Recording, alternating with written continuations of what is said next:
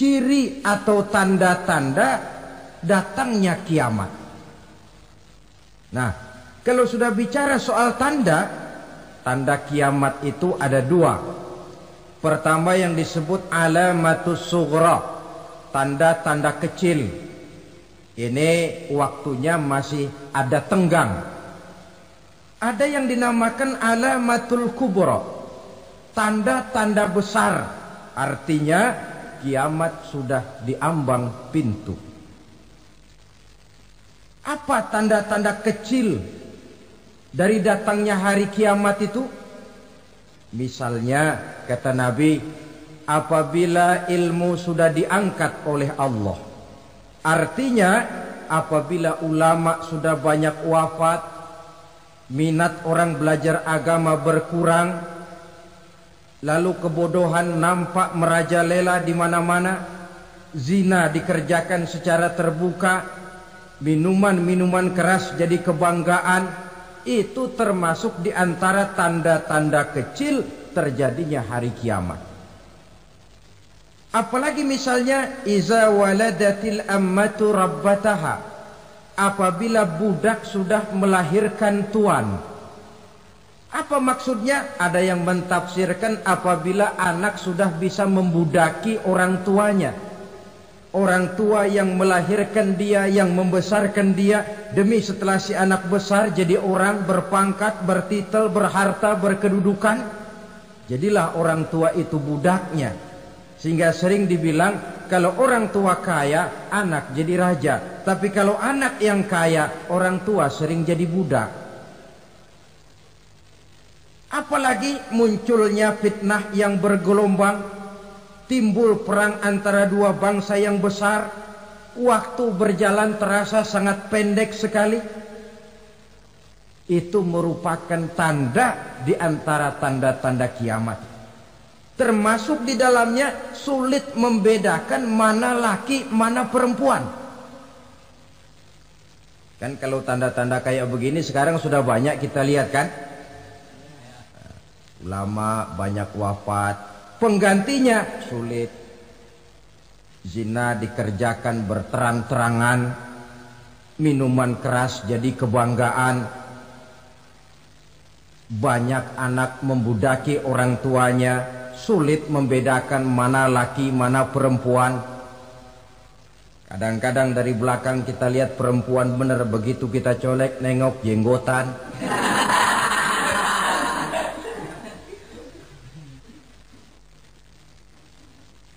Ini termasuk tanda-tanda kecil, masih ada tenggang sampai akan terjadinya kiamat itu. Nah, yang dimaksud dengan tanda-tanda besar, ini tanda besar artinya kiamat sudah diambang pintu.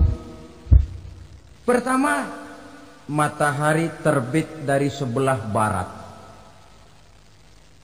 Apabila matahari sudah terbit dari arah sebelah barat, tertutuplah sudah pintu taubat.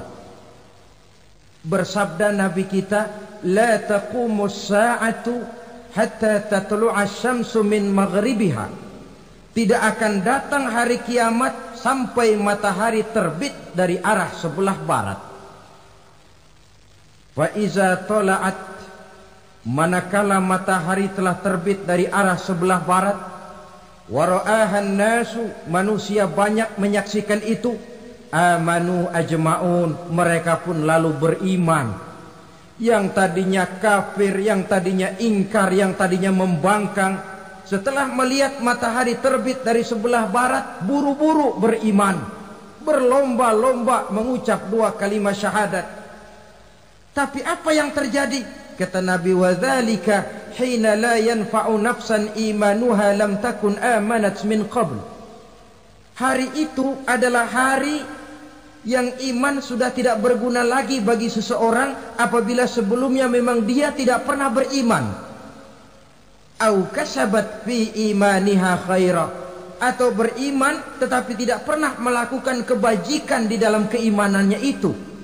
Hari yang sudah kasib, hari yang sudah terlambat, beriman tidak akan ada gunanya lagi. Ini pelajaran buat kita. Sebelum sang surya terbit dari sebelah barat, sebelum nafas sampai di tenggorokan, artinya pintu taubat masih terbuka. Kalau dua hal itu sudah terwujud, nafas sudah sampai di kerongkongan atau matahari sudah terbit dari arah sebelah barat, tertutuplah sudah pintu taubat. Tak ada lagi gunanya pangkat, jabatan, harta, bahkan beriman pun dalam suasana macam itu. Too late, kata orang Kulon. Sudah terlambat. Matahari terbit dari arah sebelah barat. Itu tanda besar, artinya kiamat sudah di ambang pintu. Lalu apalagi tanda besar? Munculnya Dajjal.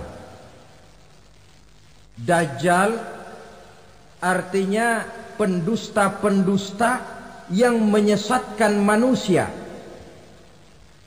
Ada dua macam Dajjal, saudara. Ada Dajjal kecil. Ini Dajjal kelas 3. Kalau ini sejak zaman Rasulullah sudah ada itu. Tiap zaman ada. Di zaman Rasulullah misalnya ada yang bernama Aswad al-Unsi dari Yaman. Ada yang namanya Musailamah al-Kazzab dari Yamamah. Ada yang namanya Ibnu Sayyad dari Madinah. Ini Dajjal di zaman Rasul.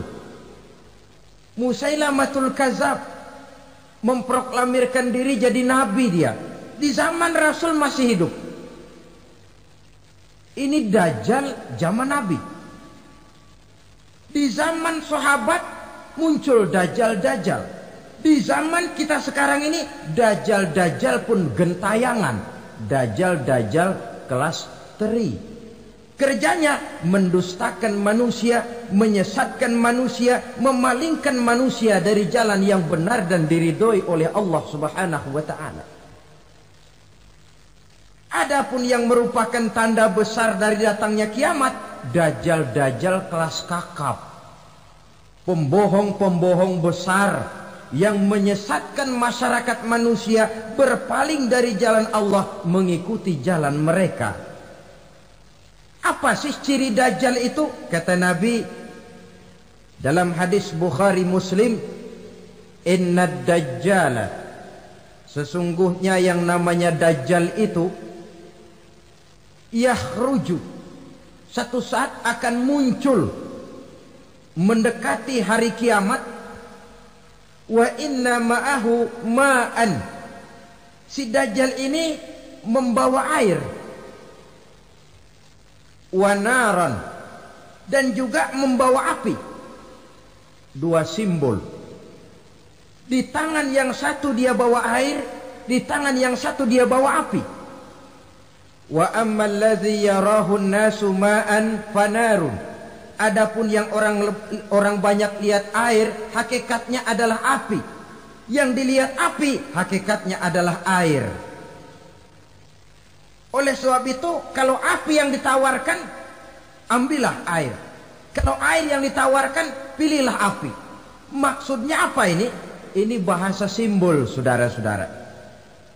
Dajjal bicaranya seolah-olah untuk kepentingan manusia.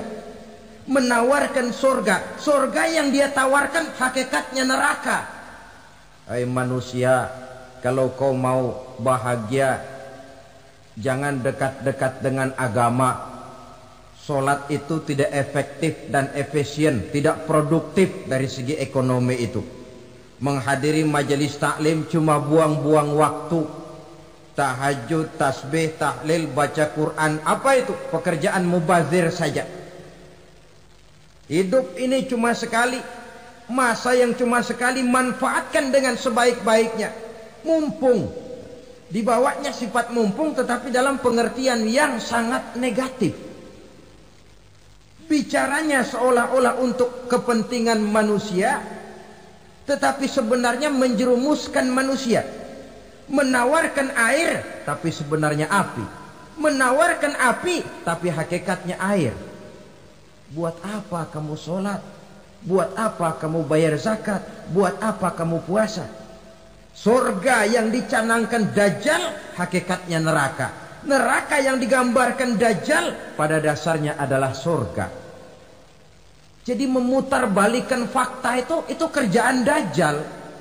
Yang hak jadi batil, yang batil dibilang hak, yang benar jadi salah, yang salah malah jadi benar. Tuntunan disuruh jadi tontonan, tontonan malah menjadi tuntunan. Itu pekerjaan Dajjal profesinya. Zamannya Nabi Adam, Dajjalnya kan iblis. Betul? Betul.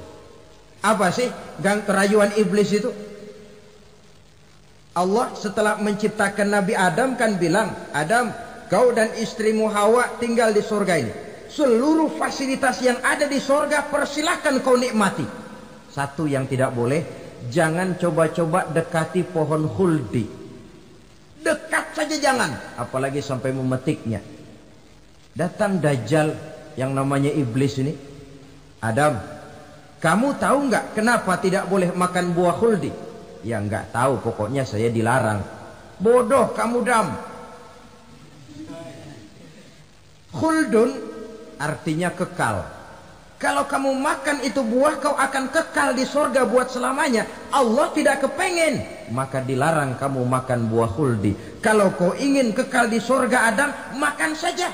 Saya bicara begini ini untuk kepentingan kamu Adam. Ini kan ciri-ciri Dajjal. Bicaranya sih seolah-olah untuk kepentingan Nabi Adam.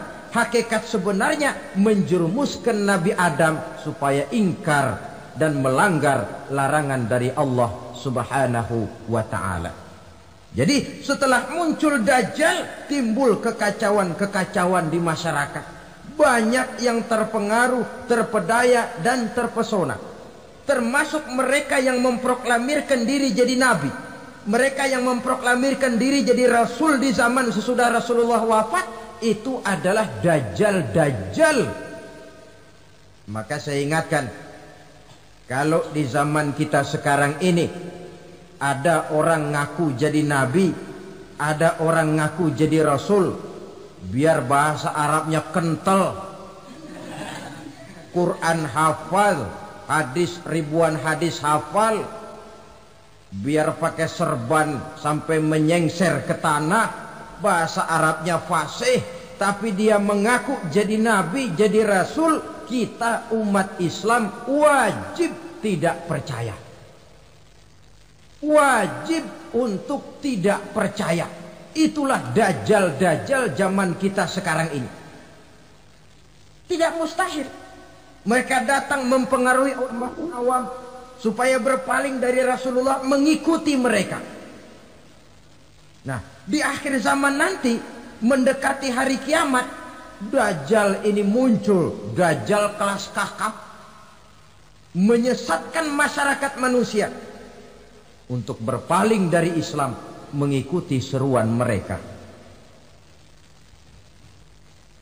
Apalagi di antara datangnya kiamat itu, tanda yang besar itu, turunnya Nabiullah Isa Al-Masih, putra Maryam. Menurut berbagai hadis yang sahih, Nabi Isa Al-Masih nanti akan turun lagi. Tidak membawa risalah yang baru, tapi meluruskan risalah Islam ini yang telah banyak ditinggalkan oleh masyarakat. Bahkan ada hadis menjelaskan beliau akan membunuh Nabi, mematahkan kayu-kayu salib, lalu melaksanakan haji dan umrah mengikuti syariat Nabi Muhammad, bukan membawa agama baru. Menjadi semacam mujaddid, reformer, menyelamatkan manusia dari bisikan Dajjal. Bahkan ada riwayat yang menjelaskan bahwa Nabi Isa berhasil mengalahkan Dajjal, mengembalikan masyarakat manusia kembali kepada ajaran Islam yang datang dari Allah, dibawa oleh Rasulullah sallallahu alaihi wasallam.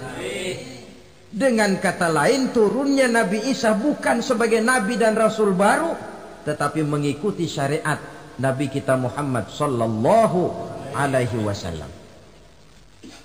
Saudara hadirin, ibu-ibu hadirat yang saya hormati, kemudian apalagi di antara tanda-tanda besar akan datangnya kiamat itu?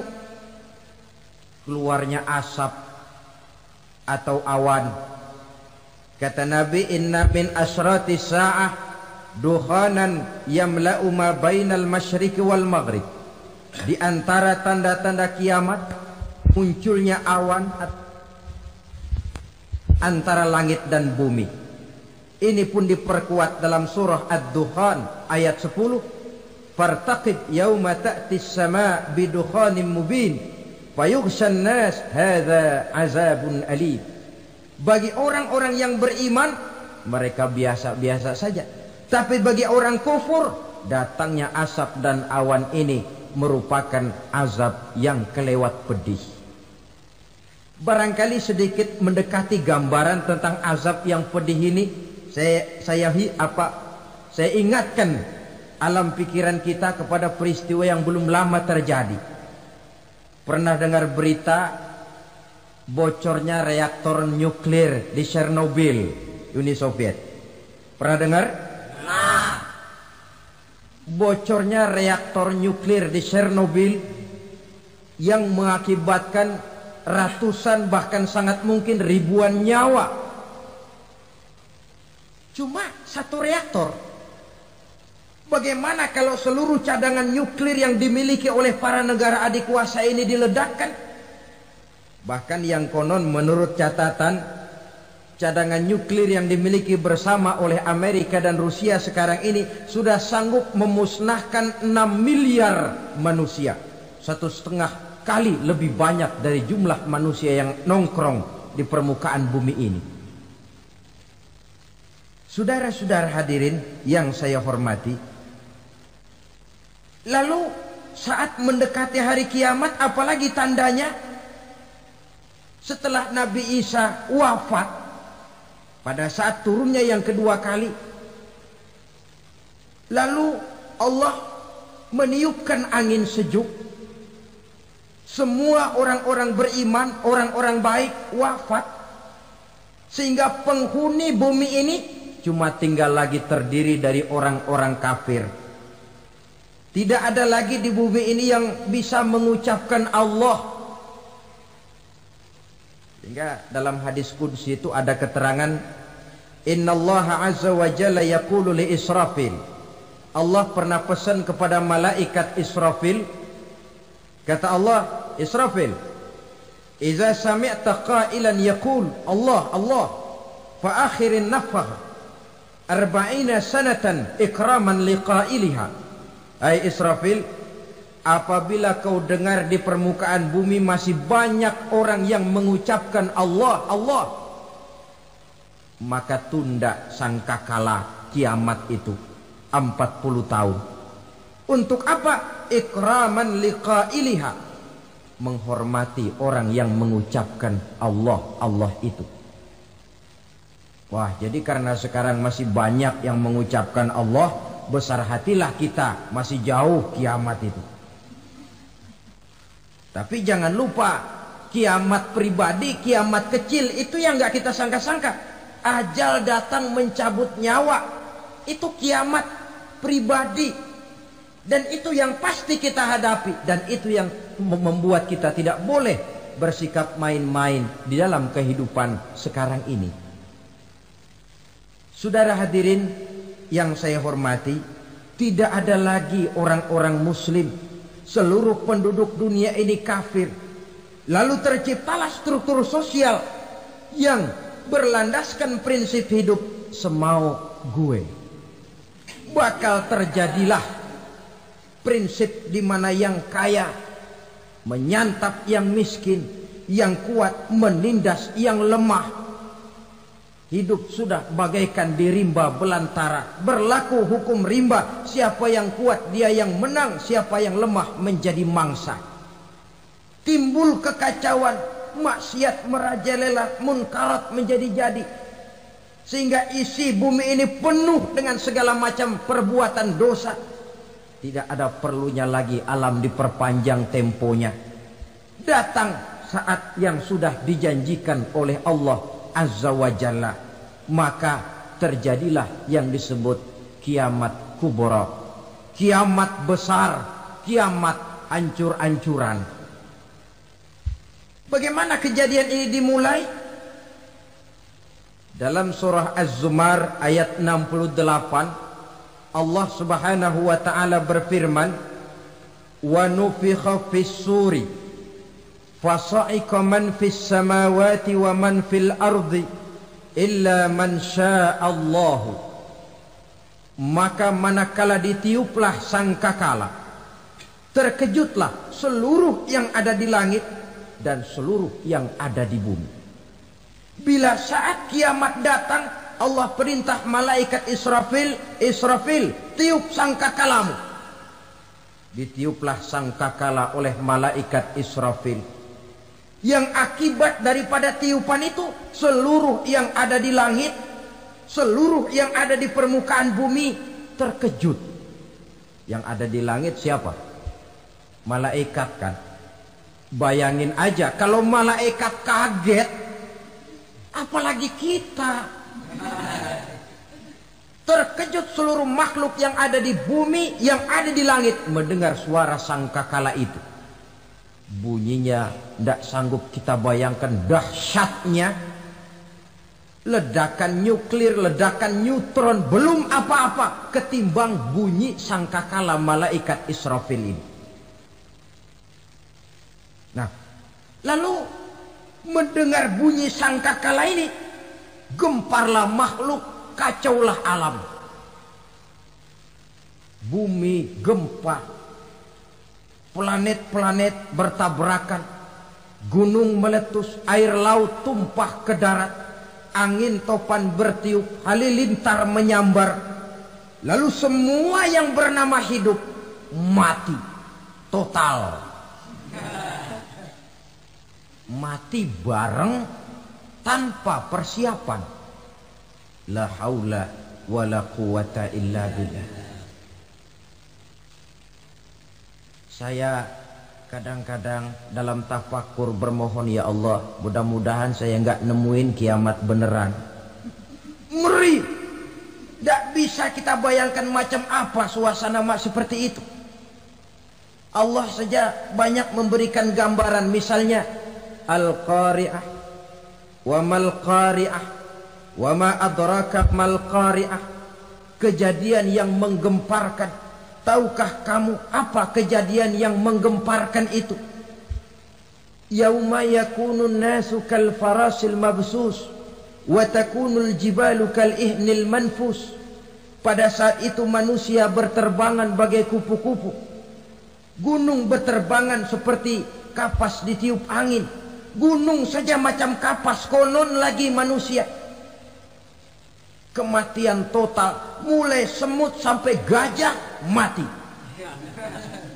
jin mati, iblis mati, malaikat mati. Malaikat saja mati.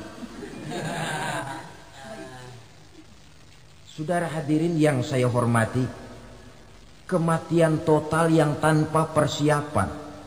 Orang bilang, "Pak, kalau mati bareng begitu yang repot malaikat maut dong ya. Cabut sana, cabut sini." Itu kalau menurut logika kita. Mestinya begitu menurut logika.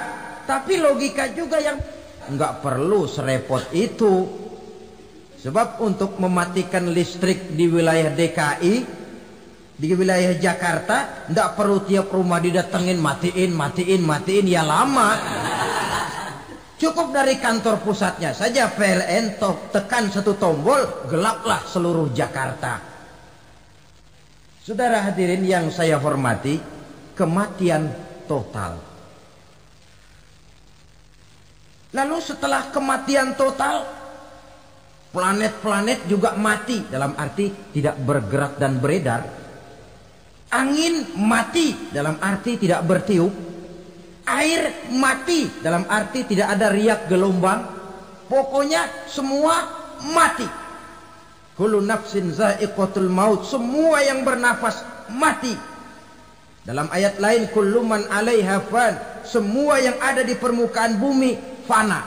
Yang kekal cuma Allah Subhanahu wa ta'ala. Yang paling belakang mati malaikat maut dan malaikat Israfil. Tapi mati juga sesuai dengan janji Allah. 40 lamanya. Tidak dijelaskan oleh Abi Hurairah 40 jam, apa 40 hari, apa 40 tahun. Hadis-hadis cuma menyebutkan 40 saja. Sunyi alam, yang tinggal cuma Allah saja lagi. Ketika itu Allah berseru-seru, katanya, limanil mulkul yauma. Siapa para penguasa hari ini? Mana itu raja-raja dan penguasa yang dulu mengaku jadi Tuhan? Fir'aun. Mana Fir'aun sekarang? Yang dulu jadi raja, merasa berhasil, sombong, lalu tidak mau turun-turun dari kekuasaannya, sampai kepada puncak kekurang ajarannya mengangkat diri jadi Tuhan. Mana itu Fir'aun? Namrus. Mana sekarang Namrus? La ilaha illa ana. Ternyata tidak ada Tuhan lain selain daripada aku, kata Allah.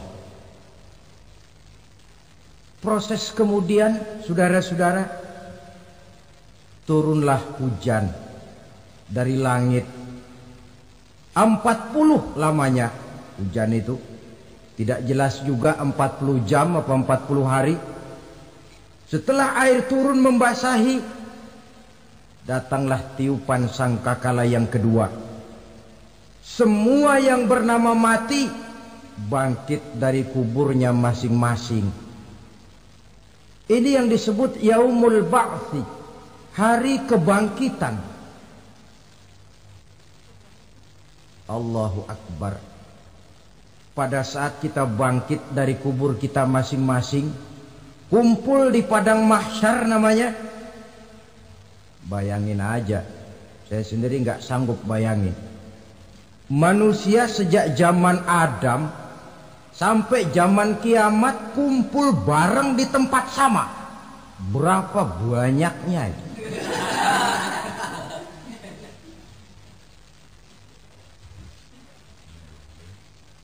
Dan yang luar biasa menurut satu riwayat, pada saat bangkit itu, Masya Allah, roman muka kita berubah, disesuaikan dengan amalan kita waktu di dunia ini. Barang siapa yang waktu di dunia amalannya itu amalan tikus, di akhirat nanti dia bangkit dari kubur, mukanya seperti muka tikus.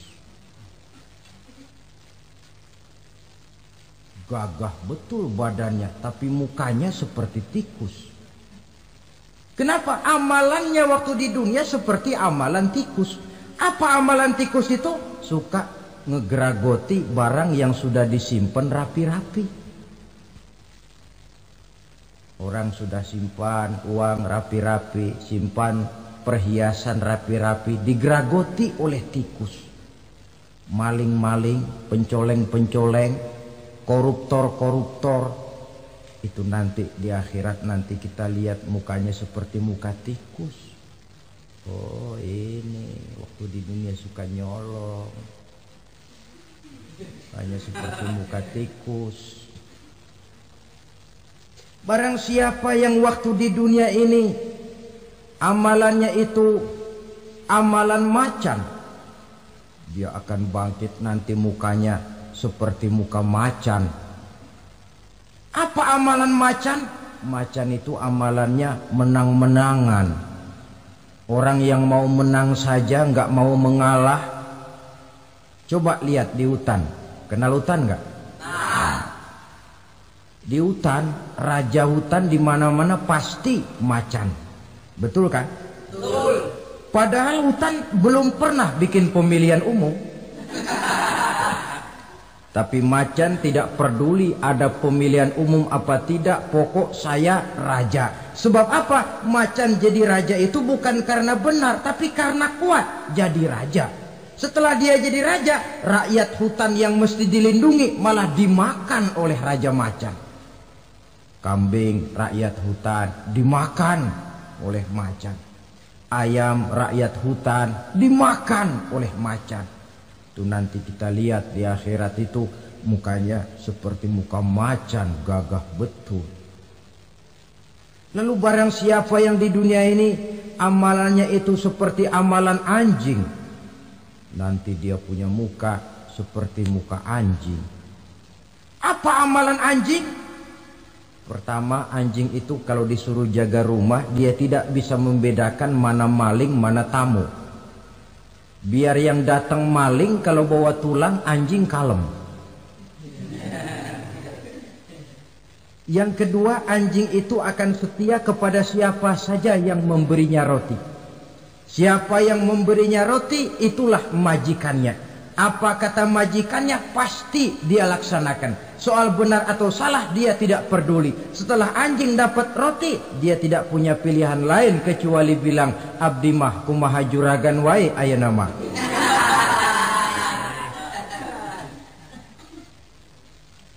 Saudara hadirin yang saya hormati,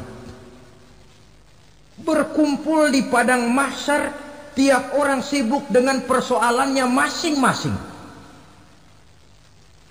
Matahari waktu itu didekatkan oleh Allah, panas luar biasa. Ada yang saking panasnya itu mencucurkan peluh keringat sampai sebatas mata kakinya. Ada yang keringatnya sampai sedengkulnya. Ada yang keringatnya sampai sepusatnya. Ada yang keringatnya mengalir sampai sebahunya. Ada yang kelelap oleh keringatnya sendiri, sementara orang di sampingnya enggak apa-apa. Bergantung lagi amalan dia waktu di dunia ini. Saudara-saudara, sebagian orang dalam kepanikan padang mahsyar berombong-rombong datang mereka menghadap Nabi Adam. Ya Adam, anta abal bashar. Hai Adam, Tuhan adalah bapak moyang manusia. Kami sebentar lagi akan disidang, dimintakan pertanggungan jawab. Tolonglah kami, hai Adam. Kata Nabi Adam, jangankan nolongin sampean, saya sendiri tanggung jawab di hadapan Allah. Ketika dulu tidak boleh makan huldi, saya serobot. Sudahlah, urus diri masing-masing saja, nafsi. Begitu kata Nabi Nuh, begitu kata Nabi Ibrahim. Tiap orang bertanggung jawab sendiri-sendiri. Ketika itulah saudara-saudara, nikmatnya menjadi umat Nabi besar Muhammad sallallahu alaihi wasallam. Sebab apa? Walaupun menurut abjad kita ini umat paling belakang, paling belakang kita ini toh, karena Nabi Muhammad adalah nabi akhir. Tapi akan dihisap lebih dulu, lewat di atas sirat lebih dulu, masuk surga lebih dahulu ketimbang umat-umat belakangan. Ketika Rasul mendekati ajal, beliau tanyakan itu kepada malaikat Jibril. Malaikat Jibril berkata, Muhammad jangan khawatir, Allah sudah berjanji, inni haramtul jannata ala sairil anbiya hatta tadkhulaha anta. Wa haramtuha ala sairil umami hatta tadkhulaha ummatuka. Surga aku haramkan buat seluruh nabi kecuali kalau engkau Muhammad sudah masuk ke dalamnya. Dan surga aku haramkan buat seluruh umat kecuali kalau umatmu Muhammad sudah masuk ke dalamnya. Logikanya, walaupun menurut abjad kita umat paling belakang, bakal dihisap paling dulu, lewat di atas sirat paling dulu, masuk surga paling dulu, kalau mampir ke neraka juga paling dulu. Ya resiko. Jangan mau enaknya aja paling dulu. Saudara hadirin yang saya hormati, setelah masa kebangkitan itu jangan dikira begitu bangkit langsung diperiksa. Masih menunggu menanti ribuan tahun perhitungan padang mahsyar untuk sampai kepada proses yang disebut yaumul hisab, hari perhitungan. Seorang demi seorang bakal dipanggil. Bayangkan saja, kita se-RT saja di absen, Kadang-kadang perlu waktu lama. Ini manusia sejak zaman Nabi Adam sampai datang hari kiamat, satu demi satu disidang di hadapan Qadhi Rabbul Jalil. Status sosial copot sudah waktu itu. Yang pernah jadi hartawan di situ tidak lagi kelihatan kehartawanannya. Yang pernah jadi jenderal tidak lagi dipanggil jenderal. Yang ustadz tidak lagi dipanggil al-mukarramnya. Seluruh status sosial selesai. Dipanggillah kita seorang demi seorang menghadap Qadhi Rabbul Jalil. Bagaimana proses penghisaban itu? Pertama proses tanya jawab. Di antaranya ada hadis menyatakan lan tazula qadama 'abdin yaumal qiyamah hatta yus'ala an arba'i khisalin. Besok di hari kiamat tidak akan bergeser telapak kaki seorang hamba sampai dia ditanya lebih dulu tentang 4 persoalan. Tentang ilmunya. Kemana ilmu itu diamalkan? Tentang umurnya. Di mana umur itu dihabiskan? Tentang masa mudanya. Kemana masa muda itu dipakai? Tentang hartanya. Dari mana harta itu didapat dan kemana harta itu dibelanjakan. Ini termasuk proses tanya jawab. Jadi kalau istilah pengadilan dunia, nama Fulan bin Fulan. Kamu waktu di dunia diberikan umur panjang untuk apa? Pernah mengalami masa muda, kemana kau habiskan masa remajamu? Kau diamanahkan ilmu, dengan apa ilmumu kau amalkan? Kau diberikan harta, dari mana harta kau dapat, kemana kau belanjakan? Tak seorang pun yang bisa mungkir. Sebab apa? Dikala itu yang menjadi saksi bukan orang. Yang menjadi saksi adalah seluruh anggota badan kita. Tangan bicara, kaki jadi saksi terhadap seluruh amalan yang pernah kita kerjakan pada saat kehidupan di alam dunia ini. Selesai proses tanya jawab, lalu diperlihatkan buku catatan kita waktu hidup di dunia ini. Jangan lupa Allah itu menyiapkan 2 superkomputer kepada kita. Sebelah ditempelin sebelah kanan, yang sebelah tempelin di sebelah kiri. Komputer itu namanya Raqib dan Atid. 2 malaikat yang apabila baik kita lakukan, refleks saja akan menulis kebajikan kita. Jahat kita kerjakan, akan tertulis. Catatan itu nanti diperlihatkan kepada kita. Waduh, alangkah malunya pada saat diperlihatkan catatan kita, buku rapot kita merah melulu. Barangkali diperiksa sambil diomelin, brengsek lo. Buku merah melulu begini, bagaimana waktu hidup di dunia? Tidak cukup diperlihatkan buku catatan kehidupan, rekaman kehidupan. Rekaman kehidupan kita secara utuh sejak terlahir sampai ajal datang merenggut nyawa. Barangkali mirip dengan video sekarang ini, di mana terekam dengan baik seluruh kegiatan kita sejak yang sekecil-kecilnya sampai kepada yang sebesar-besarnya. Untuk kemudian kita pun menerima balasan. In khairan fa khairun wa in syarran fa syarrun. Kalau baik ya baik balasannya, kalau jahat ya jahat juga balasannya. Catatan-catatan kita diberikan. Kalau banyak kebajikannya diberikan di tangan kanan dengan cara yang halus. Kalau banyak kejahatannya diberikan dari sebelah kiri atau dilempar dari belakang. Itulah sebabnya sejak di dunia ini kita sudah mohon kepada Allah. Ketika berwudu membasuh tangan kanan, apa kita bilang? Allahumma a'tini kitabi biyamini wa hasibni hisaban yasira. Ya Allah, berikan saya kitab di tangan kanan, dan kalau saya memang perlu dihisap, hisaplah saya yang seringan-ringannya.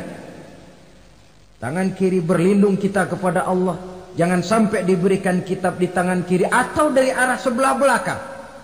Wa a'udzubika an tu'tiya kitabi bishimali aw min wara'i zuhri, dari arah sebelah belakang. Na'udzubillah min dzalik. Setelah selesai lewat proses penghisaban, lewat mizan, timbangan, maka yang sudah selesai dihisab itu bergeraklah menuju sirat, jembatan yang terbentang menuju surga melalui neraka. Saudara-saudara, panjangnya perjalanan sirat itu memakan waktu ratusan tahun. Tetapi orang yang lewat di atas sirat pun macam-macam, bergantung amalannya ketika di dunia ini. Ada yang lewat di atas sirat itu kalbarkil khatib, seperti kilat yang menyambar, lep, sudah sampai dia di surga. Cepat bukan main. Ada yang lewat di atas sirat itu seperti orang lari-lari. Ada yang lewat di atas sirat itu seperti orang jalan biasa. Ada yang sambil merangkak, ada yang sambil ngesor, ada yang sambil gelayutan. Ada yang selamat sampai ke ujung, ke surga. Ada yang tergelincir jatuh masuk ke dalam neraka, bergantung amalannya dalam kehidupan di dunia sekarang ini. Tiap kita akan melewati yang namanya sirat ini. Saudara-saudara kaum muslimin yang saya hormati,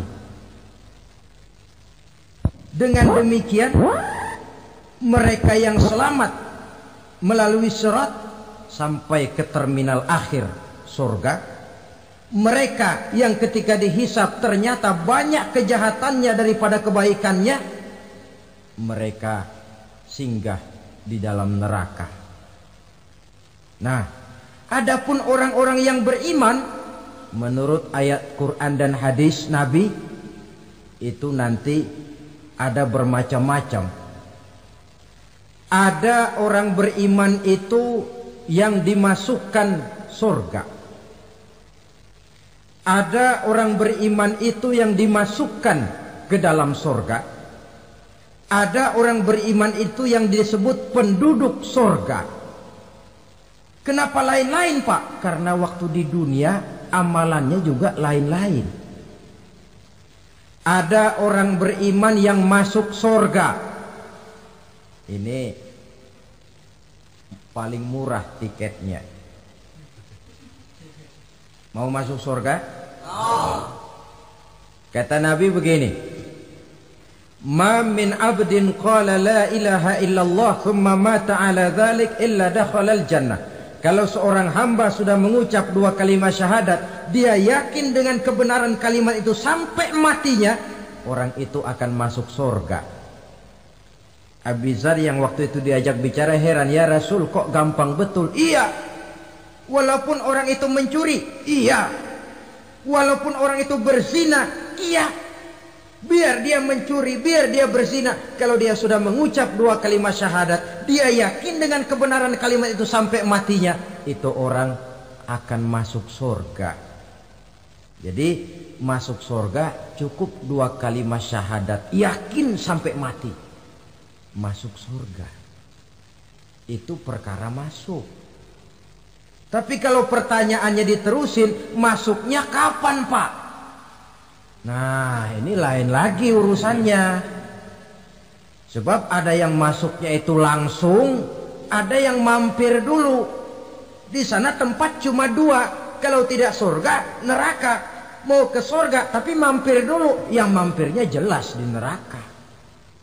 Kenapa? Dalam hadis qudsi ada riwayat, nanti itu di akhirat, setelah Allah selesai mengatur penduduk surga masuk surga, yang neraka masuk neraka, Allah berkata kepada malaikat Malik, malaikat Malik, labaik ya Allah.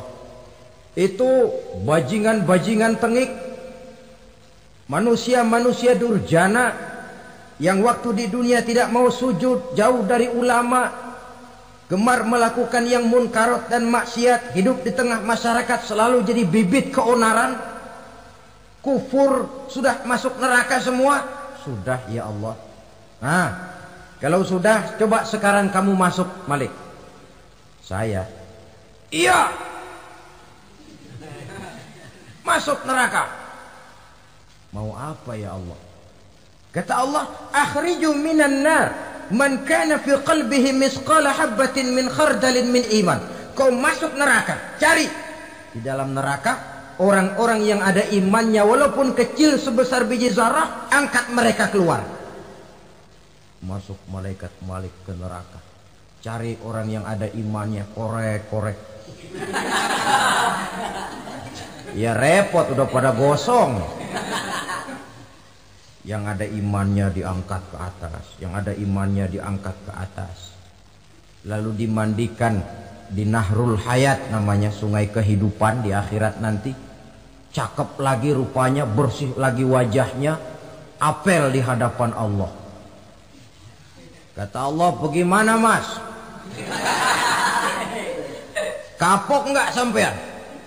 Kapok ya Allah. Nah, kalau kapok, idhab fadkhulil jannah, pergi masuk surga sana. Berangkat mereka ke surga, ketemu sama teman-temannya yang udah sampai lebih dulu, yang nggak pakai mampir lagi. Terjadi dialog. Kata teman-temannya yang udah pada nyampe duluan, mas, iya, emang baru sampai? Saya baru sampai. Memang mampir di mana dulu mas? Kita sudah lama sampai di surga. Saudara buka surah Al-Muddatsir ayat 34-35. Ma salakakum fis saqar? Kenapa kamu mampir di neraka Saqar? Qalu lam nakum minal musallin. Mereka menjawab, kami mampir di neraka Saqar mas, gara-gara dulunya kami waktu di dunia tidak pernah sholat. Tidak pernah sholat? Tidak pernah. Kan rumahnya dekat masjid, cuma dekat doang mas. Sholat mah enggak saya. Enggak pernah ngasih makan fakir miskin, enggak pernah hadir di majelis taklim, pendeknya enggak pernah melakukan kebajikan, maka saya pun mampir di neraka Saqar. Untung betul saya punya iman mas, sedikit. Waktu hidup di dunia dulu saya pernah mengucap 2 kalimat syahadat. Sekali-kalinya waktu mau kawin. Masya Allah. Untung saja kawin. Kalau nggak kawin polos.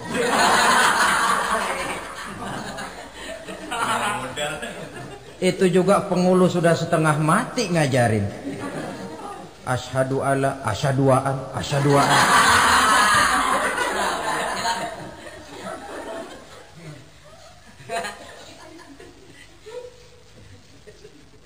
Ini namanya masuk surga, ada mampir dulu. Ada pula orang mukmin itu yang dimasukkan surga. Namanya dimasukkan kan terima beres. Saya masuk ke rumah, jalan sendiri, cari tempat sendiri. Saya dimasukkan ke dalam rumah, terima beres, pokok ada di dalam, itu dimasukkan namanya. Nggak pakai mampir. Tapi tentu tiketnya lebih mahal ketimbang yang pertama tadi. Apa kata Allah? Innal ladzina amanu wa amilus salihat la ukaffiranna anhum sayyi'atihim wa la udkhilannahum jannah.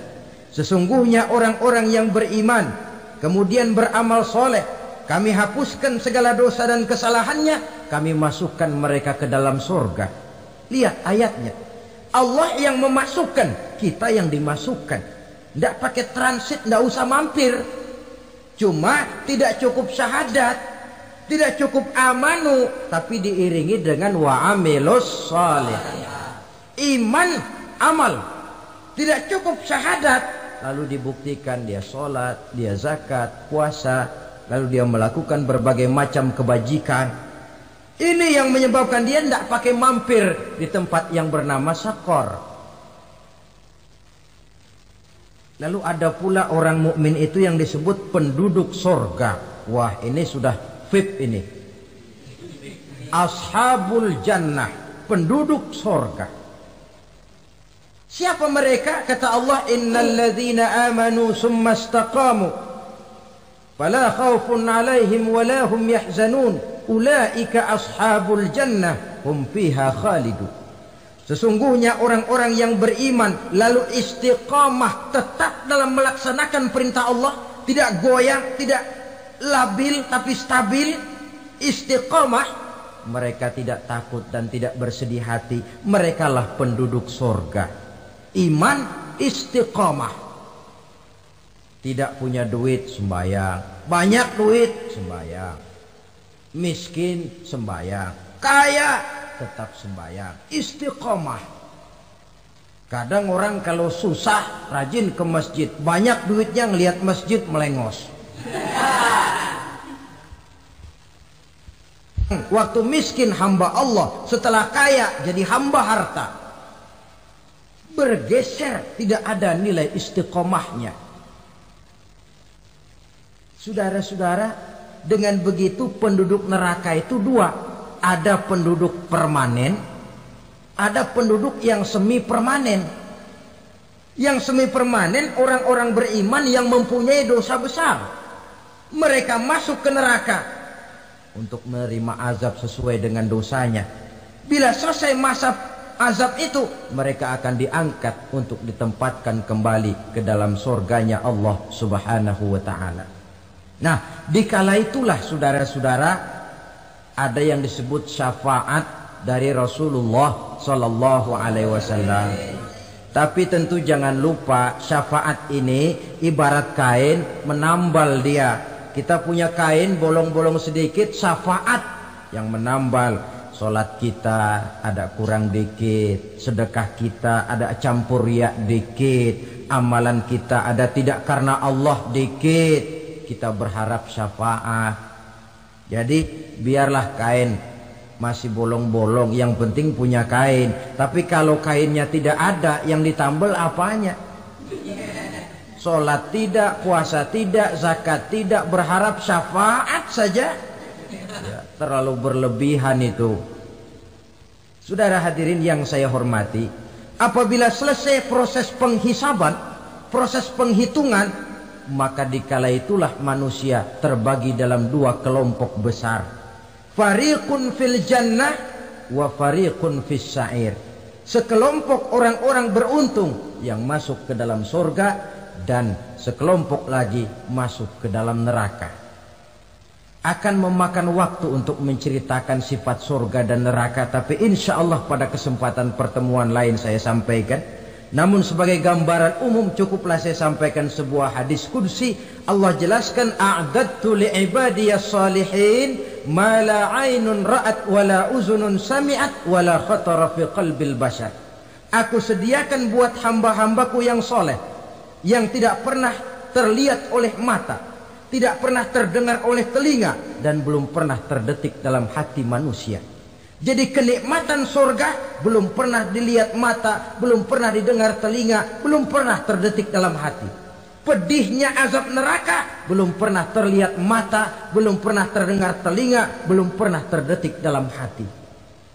Saudara hadirin yang saya hormati, oleh karena itu sebagai uraian akhir daripada kiamat ini, marilah sama-sama kita memanfaatkan hidup dengan sebaik-baiknya, supaya jangan timbul penyesalan di hari kemudian nanti. Mudah-mudahan kita seluruhnya diselamatkan Allah dari azab neraka dan mendapat surga dan ridhonya. Sekian dan demikianlah pertemuan kita kali ini. Terima kasih banyak atas segala perhatian. Mohon maaf atas segala kekurangan. Usikum wa nafsi bitaqwallah. Wassalamualaikum warahmatullahi wabarakatuh. Waalaikumsalam warahmatullahi wabarakatuh.